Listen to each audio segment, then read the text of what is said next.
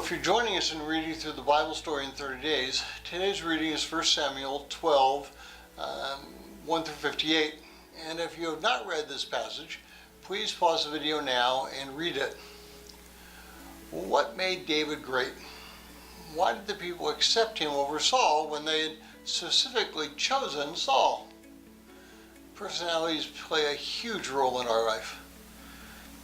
How are you perceived in a large part is dictated by the way the people outside perceive certain characteristics. Well, for example, they did a study one time in college. The same person was introduced as a teacher in 3 separate classes. In one class, he was said to be a graduate student. In the next class, he was said to be an associate professor. And finally, in the last class, he was presented as a fully tenured professor. And then they asked the students to tell them how tall the professor was.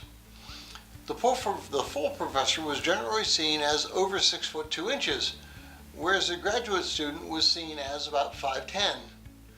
It was the same person, but because of his title, the students saw him as larger than life. Well, in the same way, that's the way they saw David. Here was a brash young man who was willing to take risks, who was a songwriter, and he had a manly way about him that maybe even as a swagger when he walked. And then they looked at Saul. Well, he was tall, he was good looking, reasonably well spoken, but he didn't have the charisma that David had. So how do people see you? Do they see you as a person who is trying to live the life pleasing to God? Or do they see you as a person who has succeeded at least a little bit in that walk? Do they see you as somebody who struggles with problems? Or do they see somebody who has seemingly overcome that problem and frankly marches on? Well, if you're seen as somebody who is a victor and not a victim, you will seem like you're larger than life. It always amazes me that the most talented person is not the person who generally rises to the top, but is the person who personally brings himself there.